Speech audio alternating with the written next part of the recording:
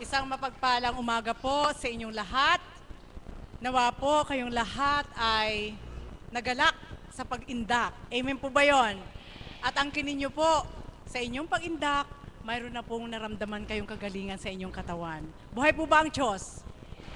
Bago po ako mag-umpisa, nais ko lang pong i-announce para sa lahat. Bukas po ay may misa po tayo dito po sa may paligi po. Yung misa po natin na dapat ay dito sa dambana natin, ay sa paligi po, doon po sa dambana ng paligi po gaganapin, alas 6 po ng hapon. Mga alagad, ang uniform po natin ay yung green. Oo, yung green po, para hindi marumihan ang inyong mga puti. Amen po ba yon? Nawa po lahat kayo ay makadalo sa misa po bukas, sapagkat nalalapit na po ang piyesta sa lugar na ito. Amen po ba yon? Buhay po ba ang Diyos? Kumusta po kayo? Kumusta po tayong lahat? Mabuti tayong lahat. Alam niyo po, bawat araw, bawat oras, kung inyo pong pinagninilayan ang inyong buhay, kung paano kayo nakakampay, na igagalaw inyong mga kamay, na ihahakbang inyong mga paa, nakakadama kayo bilang puso nyo, nakakaisip kayo ng mga bagay-bagay na mabuti, di bagat kagalak-galak sa bawat araw na patunay ng Ama na patuloy kanyang ibinibigyan ng buhay. Amen po ba yon? Buhay po ba ang Diyos? Sa may mga karamdaman po, magtaas nga po yung may mga karamdaman ditong pisikal. Sige po, magtaas po kayo. Nang kayo po ba'y tumungo sa dakong ito, ano po ba ang unang pumasok sa isip nyo? Gumaling po ba ang katawan nyo o gumaling ang kaluluwa nyo? Kaluluwa. Nawa po, lahat ay magaling ang kaluluwa upang ang sakit ng katawan ay hindi maramdaman ng bawat isa.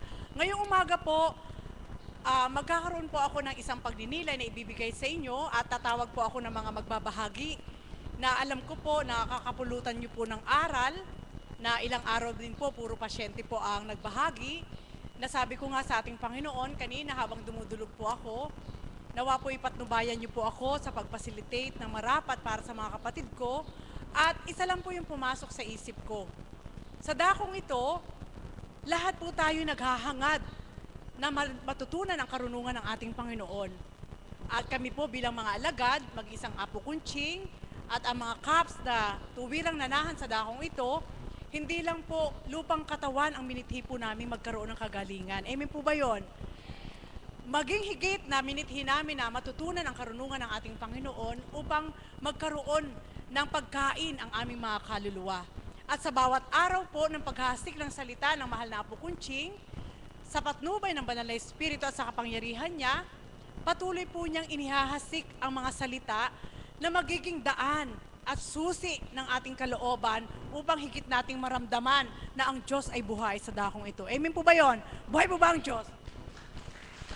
At alam niyo po ba, ito ang pumasok sa isip ko na sabi ko nga, sa bawat araw kami mga alagad, mga kaps, ay nag-aaral ng kaukulang karunungan na mula sa Diyos na hindi namin maaangkin sa aming mga sarili na alam na po namin ang lahat. Kundi kagaya din po namin kayo. Nakaupo po kami, nakikinig, at pinupulot po ang mga salita ng Diyos na makapagpapatibay sa aming pananalig at pananampalataya. Gaya din po ninyo. Amen po ba yon?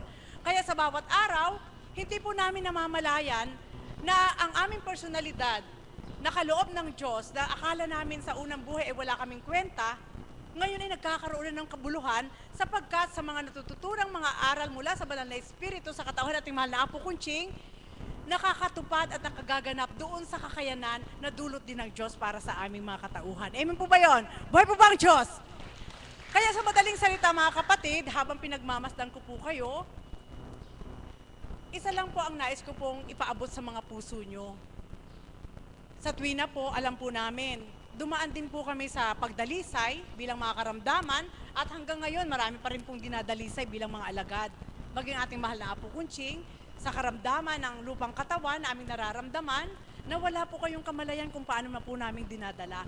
Lahat po kami mga alagad may nararamdaman sa katawan.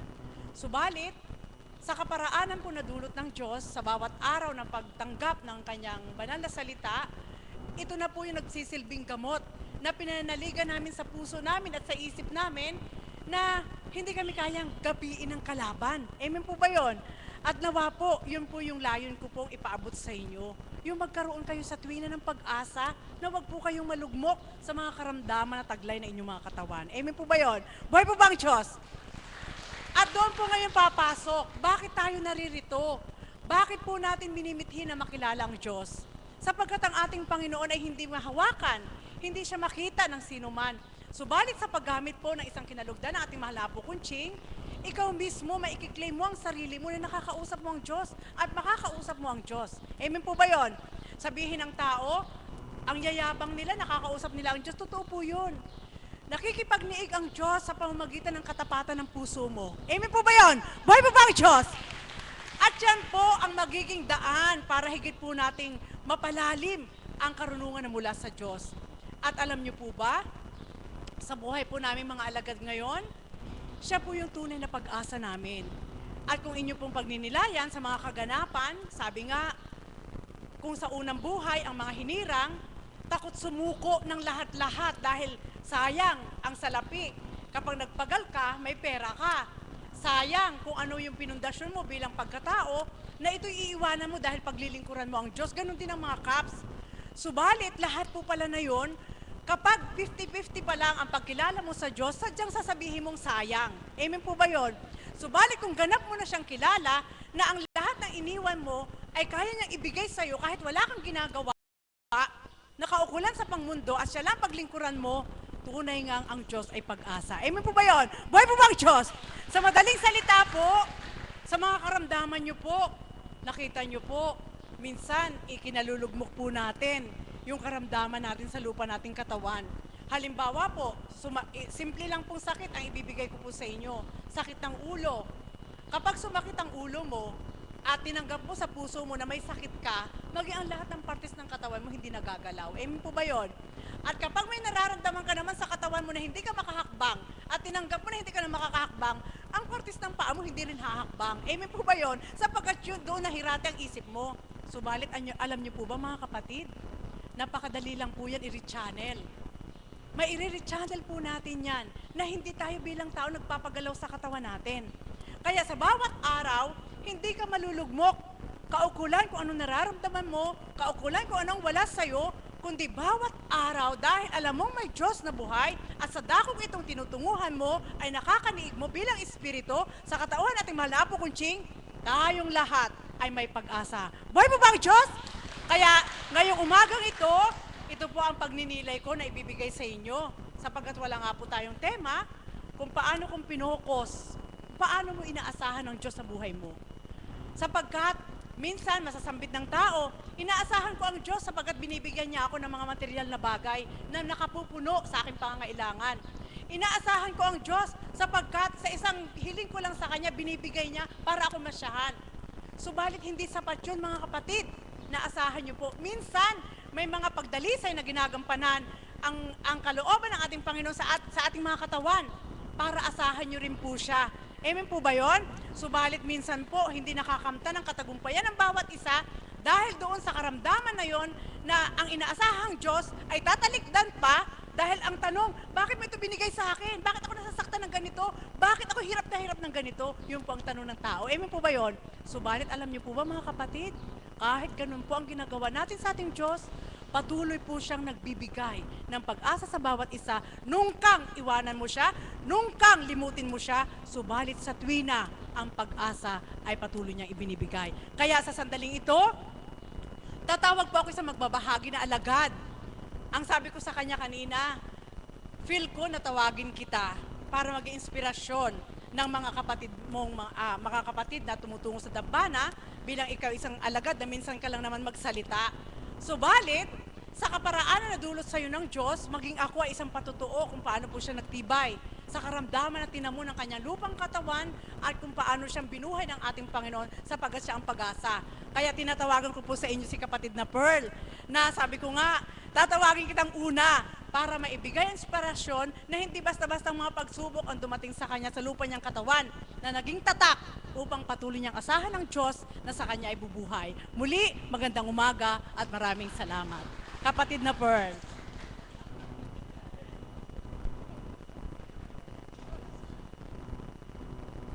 Buhay ang Diyos.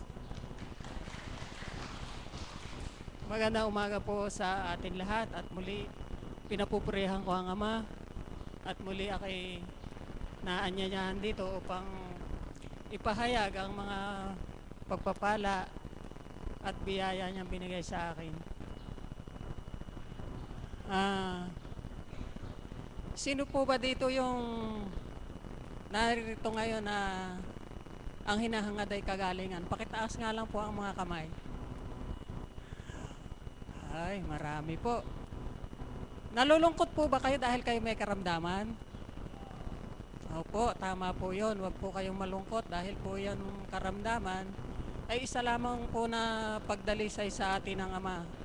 At diyan po niya tayo tinitignan kung paano natin siya hahanapin ng may katapatan. Maibabahagi ko lang po sa inyo nung huling nagkasakit ako na sino po ba dito ang hinika? Meron po ba? Nung sa una po, parang allergy lamang po na pasipon-sipon, bahing ng bahing, ganun po ang aking nararamdaman. Subalit nung nagkasakit nga po ako mula nung August, no, yung ibang karamdaman ko po na pinahintulutan ng Ama, yung humina po yung aking immune system, pagkatapos po yung bang nawawalan po ako ng oxygen. Tapos po sumabay po yung aking thyroid. At nito nga pong huli, ito naman po nahika po na allergy. Hindi po ako makahinga noon. Sabi ng kapatid na Marisa, kapatid, dali na kita sa ospital. Sabi ko, kapatid, huwag po. Umaasa ako sa Ama, nananalig ako sa Kanya, na pagkatakda mo na, kahit saan mo dalhin, takda na. Ngunit ako po yung nagpapakatotoo sa Ama na bagamat ganun din po ang aking nararamdaman, sabi ko sa Kanya, Ama, kung ano po ang kalooban nyo, kayo po ang maghari. Subalit ako po yung nakikipagtotoo sa inyo na sa ngayon po, hindi pa ako handa, sabi ko sa Ama. At dito ko po napatunayan na ang Ama ay pag kumilos ay talaga pong napakahiwaga niya. Sa kabila ng inyong nararamdaman na parang sa palagay nyo ay bibigay na ang lupa nyong katawan. Subalit tumingala lang po kayo. At tapat po kayong dumalangin sa Ama. Kahit hindi po kayo magdasal ng mahaba, isuko nyo lang pong ganap ang sarili nyo at pagbibigyan kayo ng Ama. At yan po ang aking hiwaga na patuloy niyang pinakikita sa akin. Maraming pagdalisay. Subalit pinapupurihan ko ang Ama sapagkat dito lalo lumalalim ang aking pananampalataya sa Kanya. At nung minsan nga po naganap sa akin yun, yun pong aking kapatid na Marino ay nandoon po sa bahay. Dahil nga po medyo natakot ang kapatid na Marisa. At sa sobra pong pag-aalala ng kapatid na Marie ko noon, dahil na tapat naman pong tumawag ang mahal na apo, sabi po ng mahal na apo, kapatid, iano mo ng ugat ng sampalok. Nung marinig naman po yung pag-ano na ugat ng sampalok, ang aking kapatid na Marie po ay dali-dali po tumalima, kahit po hindi inuutosan. Tinawag po yung isa naming lalaki doon na kasambahay. At naghanap po sila ng ugat ng sampalok. Nung nilaga na po, sabi ko sa isip ko, ba't kaya ganito ang amoy nito? Sobrang baho. Sabi ko nga, amoy talaga pong labak siya. Amoy labak po siya talaga. Tumingala po ako sa langit at sabi ko, Ama, kung ito po yung makakagaling sa akin, kahit po ito'y amoy labak, iinumin ko po ito. Ganyan po ang pananalig ko sa Diyos, mga kapatid. Ininom ko po. Talaga po napakasama ng lasa. Maamoy nyo lang po yung amoy labak Hindi po ba't kayo talagang hindi nyo na siguro tatangkain pa na inumin yun. Pero ako po, ininom ko po talaga dahil Sabi nga po ng mahal na apo, yun nga raw po ang inumin ko, kaya po yun ang ininom ko. Eto na po ba't pagka nagsasalita ako, ginaganon ko, aba amoy labak pa rin. Pag didigay po ako, napakabaho pa rin. Sabi ko, pagtitiisan ko po ako ito, kung ito po ako kagalingan ko. Yun po pala, nakuha ko po pala yung ugat ng sampalok na yun sa may palaisdaan ba? Sa palaisdaan po sa gilid, parang patay na. Yung ugat po talagang na bulok na. Kaya yung medyo buhay-buhay po na ugat pa na nakasipsip na po ng talagang hindi mainam. Yun po ang naluto. Sa awa naman po ng Diyos, nagkaroon po ng kaginhawahan ng aking katawan at sa pananalig ko nga po sa Ama, na yun ang aking kagalingan, talaga po naman na ako guminhawa. Kaya po mga kapatid, kung ano man po ang nararamdaman ninyo, ialay nyo po sa Panginoon.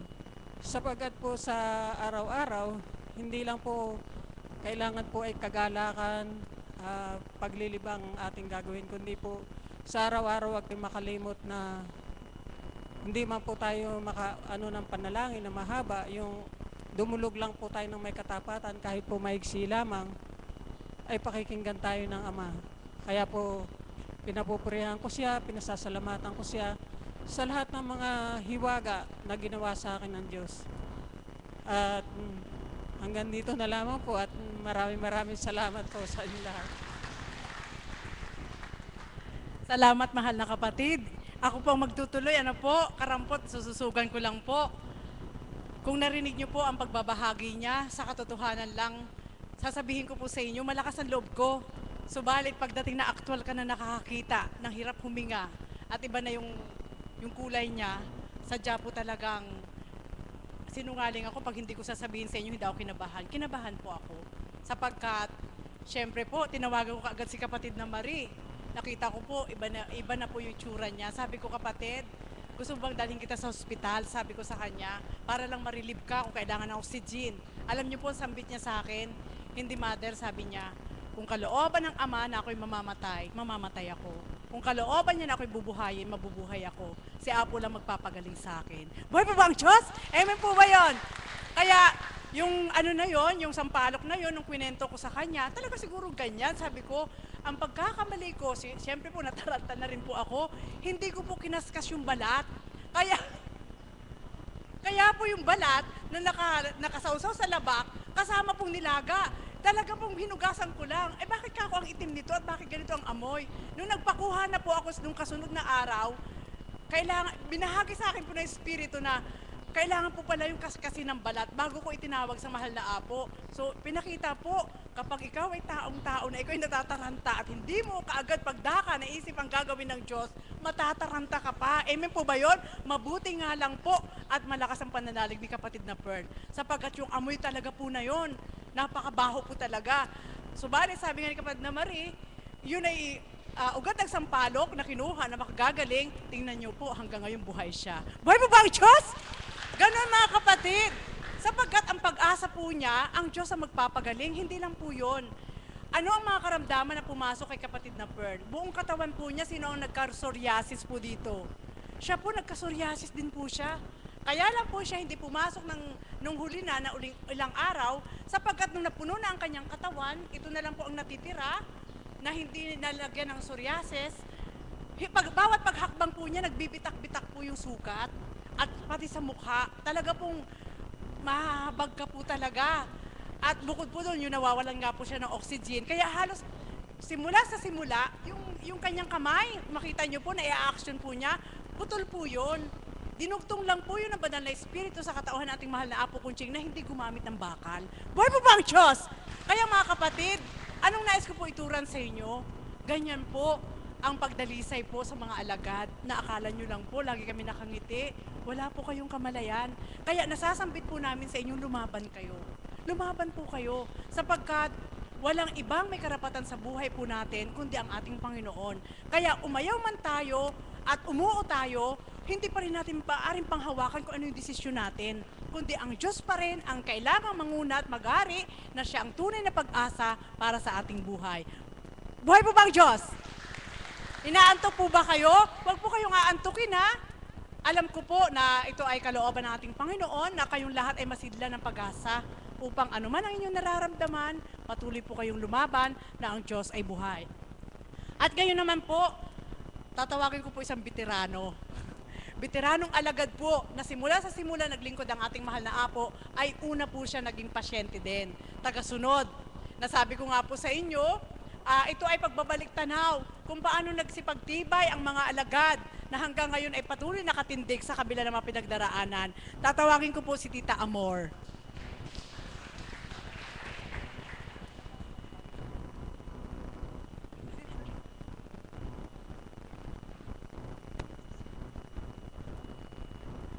Magandang umaga po sa inyo lahat. Ang isi-share ko po sa inyo, yung unang mapunta po ako dito, katulad din po niyo akong may karamdaman din po ako. Ang naging karamdaman ko po, yung pa ako po, hindi ko mailakad, talagang umiika lang po ako, gumagapang po sa sakit. Sa pamagitan po ni Apo Conching, ay napagaling po niya ako. Pati po ang aking sakit sa puso ay gumaling din po sa pamagitan po ng banal na espiritu sa katauhan po ni Apo Conching. Tunay pong buhay na buhay ang Diyos sa amin. Pati po ang pamilya ko, ang aking may bahay ay pinagaling din po siya. At nagkaroon pa siya ng psoriasis mula hita hanggang paa po.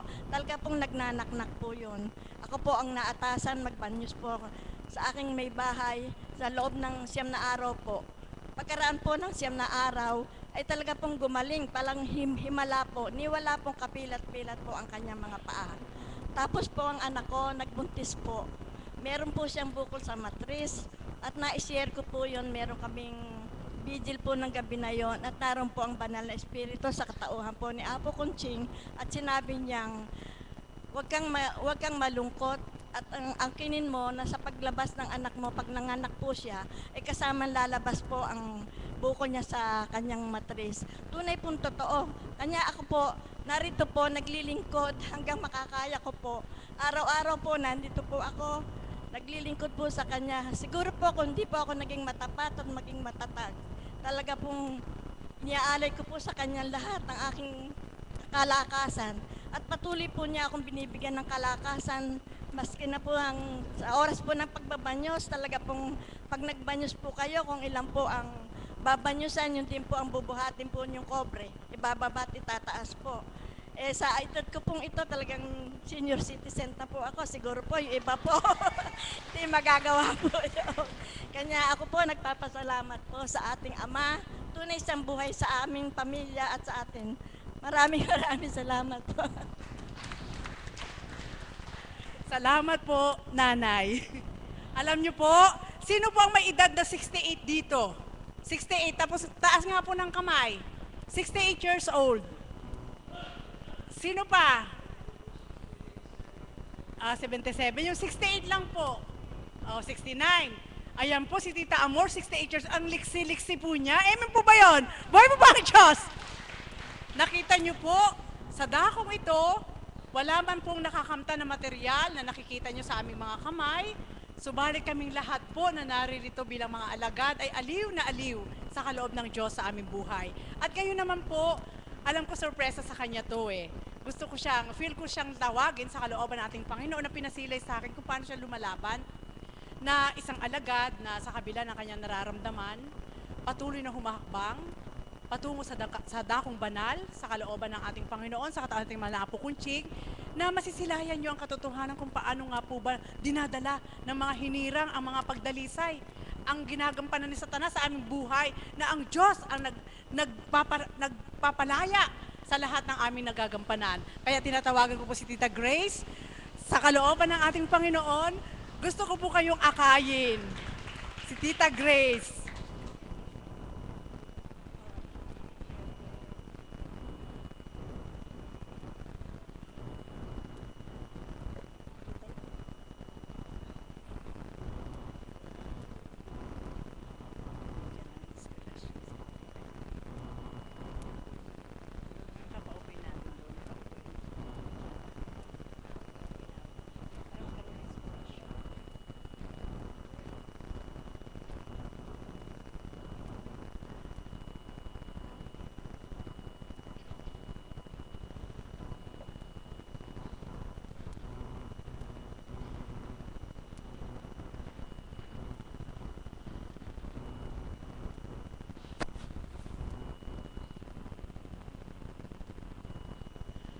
Palakpakan po natin ang ating Panginoon sa katauhan ng ating Tita Grace kung paano po siyang lumalaban na sa kabila ng kanyang dinaranas ay patuloy na nagmimithing paglingkuran ng ating Diyos.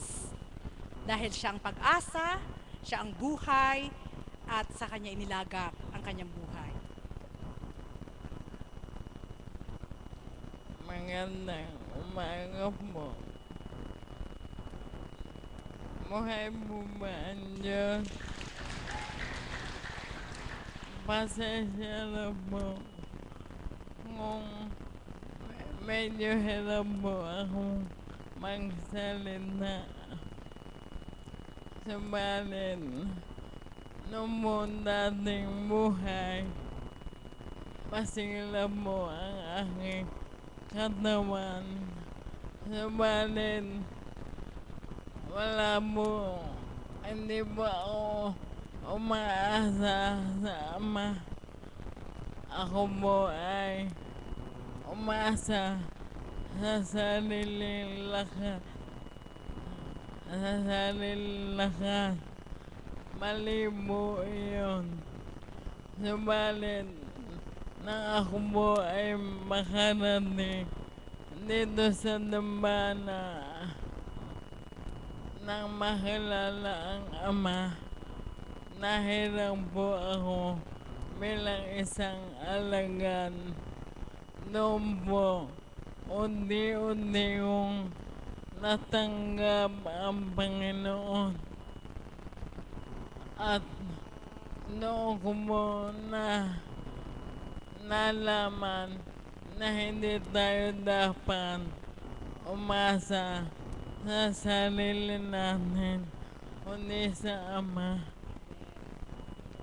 At sa katawan po ng Apo Konyeng, lahat po ng ninuna sa kanyang katauhan, naganap po sa buhay ko. Una po sa kabiyang ng puso. Umasa po ako na mababago dahil dati po naligaw po ng landas nang binigyan ako ng mag-asa na banal na espiritu sa katawan ng ating Apo Konyeng na mababago. Yun po, ngayon po, nabago na po siya at siya isang lingkod ng ating Panginoon. Hindi lamang po dito, kundi sa simbahan. Isa po siya lay minister. Yun po. Pasensya na po ngayon. At ngayon po, patuloy ako lumalaban, umaasa. Hindi lamang po ang aking katawan lumangon niya ang aking kaluluwa ang higit na pinahalaga. Kanya po ngayon, ano man po ang inyong karamdaman, wag po ngayong malumbay, kundi umasa ay higit mahalagaan ang ating kaluluwa. Yun po ang importante dahil ang ating katawan luma, iwan dito sa luma. Subalit ang ating kaluluwa, kung matuwid ang ating mamumuhay, kasama po natin ang ating Panginoon sa paraiso. Yun lang po at maraming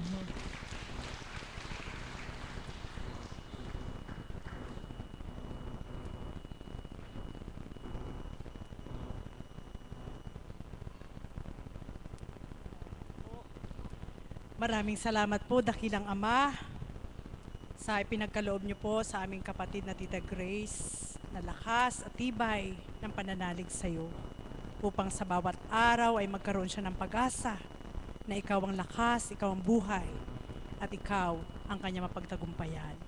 Maraming salamat po. Buhay po ba ang Diyos? Kung inyo pong ninamnam ang bahagi ng isang alagad sa katauhan nating Tita Grace, siguro naman po, maaari nyo nang sambitin sa sarili nyo, mapalad kayo. Amen po ba yun? Sapagkat kung nakuha nyo po yung nais niya pang ipabatid sa inyo sa kanyang kalagayan po ngayon, na sa unang buhay ay malakas at walang nakabatid na gano'n ang magiging hantungan bilang lupang katawan, subalit ano po ang iniwanan sa inyo? Ang lakas at katawan natin ay lumilipas. Ang pinakamahalaga, ang ipunyagi po nating maipundasyon natin sa ating mga sarili ay ang malinis ang ating kaluluwa sapagkat ito'y pakikinabangan natin hanggang sa wakas ng ating buhay. Amen po ba yun? Buhay po ba ang Diyos? Sa madaling salita, mga kapatid, sa mga nagaganap po ngayon sa ating kapaligiran, sa ating mundo, panahon ng pagsala, sadya pong walang exemption. Amen po ba yun? Subalit, ang pinakamasarap na pakiramdam, yung mga nakakilala sa Diyos, yung mga tumanggap sa ating Panginoon, yung nananahan sa kalooban ng ating Ama, at sa pamagitan ng Banal na Espiritu sa katawan nating mahal na Apo, kunching inananalig na ang Diyos ay buhay, wala kang mararamdamang bagabag at sindak. Kundi, ikaw na nakatanggap at ikaw na nakadama, isa lang ang masasambit mo. Handa ka sa anumang kaganapan na nais ipatupad ng Diyos. Amen po ba yun? Buhay po ba ang Diyos? At yan po, ang isang napakalaking regalo na kaming mga alagad at kap sa dakong ito ay aming natanggap. Na nawala na ang isip po namin doon sa pangmundo na kailangan kamti namin ito, ito yung gusto ko, yan ang gusto ko. Kundi ngayon po, ang pinupunyagi po ng bawat isa, lalo higit sa dakong ito, ay ang paghakbang patungo sa tamang daan para sa ating Panginoon. Amen po ba yun? At kayo din po ay gayon din. Sapagkat sa dakong ito, kaming mga alagad, maging ating mahal na Apo Kunching at ang mga kaps, ay sabay-sabay pong dumudulog na hindi lang po kami ang magbithi, kundi pati kayo. Sapagkat sa katotohanan lang po sa aking pagninilay, mas magaan pa po kung kayo pong mga tagasunod, mga pasyente o sino pan na dumako sa dakong ito na nakatanggap ng kalooban nating Panginoon, mas madali para sa inyo. Amen po ba yun? Sapagkat wala po kayong sinasabi nating atas. Hindi kagaya sa mga hinirang at maghihigit sa ating mahal na Apo Kunching, may atas. Napakalaking responsibilidad po yun na kapag hindi mo tinupad, sigurado may mararamdaman ka sa katawan mo na hindi kumpleto. Amen po ba yun? Subalit kayo po, kahit hindi sa dakong ito, pagluwal po nyo ng tarangkahan ng dambana, maaari na kayo magsabuhay, take it or leave it. Mayroon pa rin kayong mararamdaman na kalugod-lugod sa ating Panginoon dahil yung walang atas na specify sa inyo na ito yung dapat mong gawin. Kundi ikaw mismo, kung paano mong tinanggap ang kalooban ng Diyos maging sa kanyang mga aral, kung ano yung kaya mo at sa kalooban din ng Diyos ay makakaya mo, doon ka naman makatutupad. Amen po ba yun? Subalit sa mga hinirang sa aking pagninilay, kailangan gawin po namin, kailangan po nyagian naming makagawa. Amen po ba yun? Sapagkat ang ating Panginoon ay pinanaligan po namin na sa pamagitan ating mahal na Apo Kunching, laging nakamasid. At kapag ikaw ay tinudlo niya na inakay sa dakong ito at inatasan, sigurado hindi nawawala ang paningin niya at lagi siya nakagabay. Kaya ikaw na binabantayan ng ating Panginoon, kailagan, on the go ka, na perfect ang ginagawa mo para sa Kanya. Amen po ba yun? Buhay po ba ang Diyos? At ngayon naman po, tatawag naman po ako ng isang alagad pa rin. Natutulog po ba ang isip nyo o buhay ang isip nyo? Buhay. Siyempre po, mamaya tatawag naman din po ako ng mga kaps. Tatawagin ko po muna si kapatid na Promise. Alam ko po, mithi-mithi na po niyang magbahagi sa mga hiwaga ng ating Panginoon. Buhay po ba ang Diyos? Mami, maraming salamat po sa inyo pong lahat. Isang mapagpalang umaga.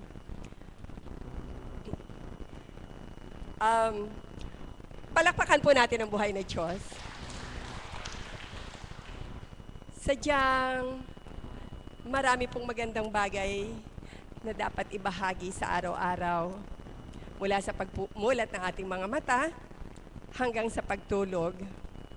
Sapagkat dito nga po ay nadarama natin na kung tayo ay tuwirang magninilay, ang Panginoon ay sa atin nakagabay. Palakpakan po natin ang buhay ng Diyos. Alam niyo po, last 2 weeks, masama na po yung pakiramdam ko at hanggang ngayon po ay ito pa din. At kanina po habang nagbabahagi ang kapatid na Grace, ang sabi niya po ay sa dating buhay niya, malakas ang katawan niya, akala niya po kayang-kaya niya. Subalit na pagnilaya niya nang siya ay akayin sa dambanang ito, hindi nga po pala natin kayang tayo lang ang re-resolve sa kung ano man yung ating nararamdaman. Amen po ba doon?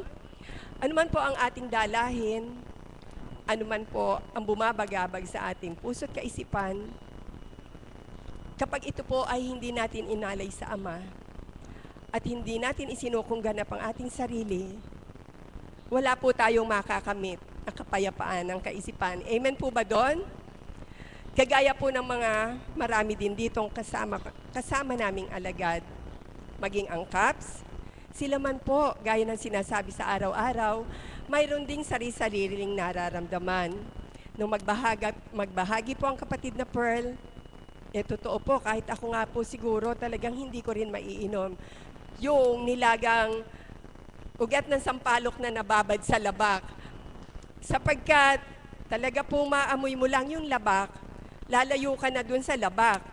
Hanggang sino pa po ba yung nilagang ugat ng sampalok na nakababad sa labak ng ilang panahon na siguro yun doon?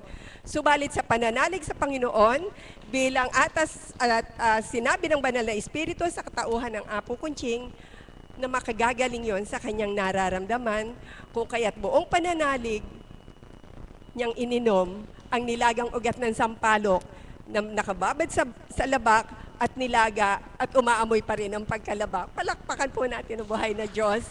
Bakit po natin pinapalakpakan? Alam niyo po ba, siyempre nakalulumbay kapag po ang isang kasama naming alagad ay mayroong nararamdaman. Subalit purihin ang Diyos, purihin, dakilaan siya. Nakita niyo naman po yung ating litratista na masigasig nung laging kumukuha. Ayun po at nakatindig kanina. Palakpakan po natin ang buhay na Diyos. Alam niyo po, noong nakaraang isang linggo, meron po akong nakitang hindi ayos sa aking katawan. At ito po ay nagbigay sa akin ng isang, sabihin po nating, sa bilang pagkatao, sabi ni Mami Maris, ay magbibigay sa atin ng kahinaan. Gaya ng sinabi ni kapatid na Grace, hindi po natin kaya itong mag-isa. Kung ano man yung ating nararamdaman, kung ano man yung ating merong disorder sa ating katawan. Subalit, kapag ito po ay inilaan natin sa Panginoon, at tayo ay dumulog na may kataimtiman, lalong higit kapag ito ay isinangguni natin sa ating mahal na Apo Kunching, bilang siya ay kinalugdan ng Banal na Espiritu, matatamo po natin ang kapayapaan ng ating kaisipan. Siyempre po, kapag tayo ay may nararamdaman, ang hirap matulog, di po ba?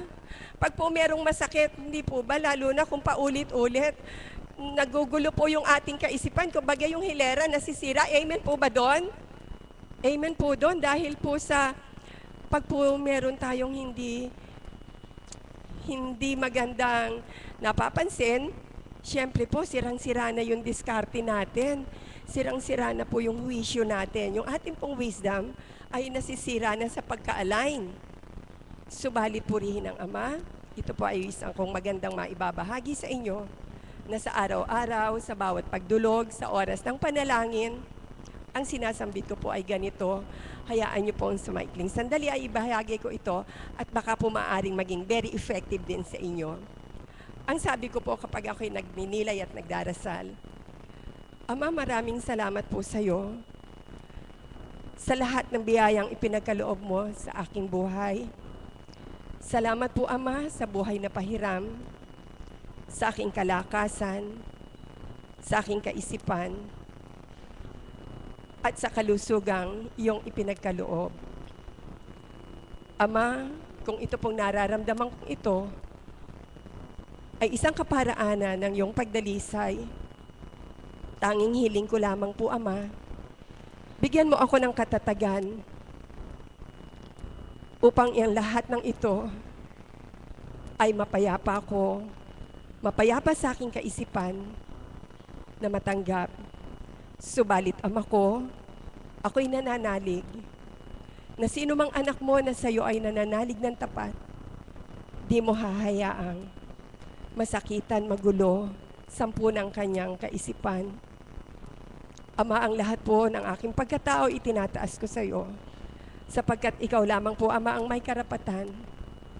At ko naman po, ito, Ama ko, alam ko po, Ama, ikaw rin ang kagalingan. Ang lahat po ng ito ay tinataas ko sa iyo at hinihiling ko sa matamis na pangalan ng iyong anak na si Jesucristo bilang divine mercy ang aming pinaglilingkuran sa dakong banal na iyong itinatag. Amen. Okay po ba yon? At nagpupuri po ako sa Ama sapagkat po kahit ano yung aking nararamdaman, at kapag nagugulo na at ginugulo ni taning ang aking kaisipan, pipikit na po ako at sasabihin ko lang, Ama, huwag niyo pong pabayaang ako ay maakay at maagaw ng kalaban. Ipagkaloob mo po nawa, Ama, ang kapayapaan ng aking kaisipan upang dito, Ama, ikaw ang manaig sa puso ko't kalooban. Palakpakan po natin ang buhay na Diyos. Marami po akong dapat pagpuri at pagpapasalamat sa Kanya. At isa na nga po dito ay kung paano kami ay naaksidente noong bandang Agosto. Purihin dakilain ang Ama sapagkat hindi niya po hinayaan na kami ay magkaroon ng kapansanan na mabigat gaya ng nabalian, malalaking galos, o dili naman kaya ay sugat na malalim. Nasugatan po ng konti ang kabiyak ng puso ko dito sa kanyang pisngi, konti sa braso, sa tuhod.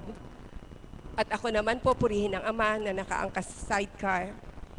Hindi niya po binayaang magalusan ang lupang katawan. Palakpakan po natin ang buhay na Diyos. Hindi ko po ito naibahagi noon. Dala ng, kung minsan po, kapag nakatayo na tayo dito, samut-sari ang pumapasok sa ating kaisipan. Subalit dakila ang Panginoon, napakabuti niya. Alam niyo po ba, ngayon ko lang aaminin, at hindi po maniniwala ang iba, at ang sasabihin ko lang kay Tita Bioli, halata po ba? Ang sasagot niya naman, hindi. Nung pong gabing na aksidente kami, bago po kami umalis ng bahay, sabi ko po sa aking kabiyak, di ka na. Tinanong niya po ako, may panggasolina ba? Sabi ko, tatay naman ako patatanungin. Totoo po ito. Pero hindi po halata. Hindi po halata. May panggasolina. Tatay naman niya, ako patatanungin. Naman wala akong kapera-pera. Totoo po yun, wala akong kapera-pera that time.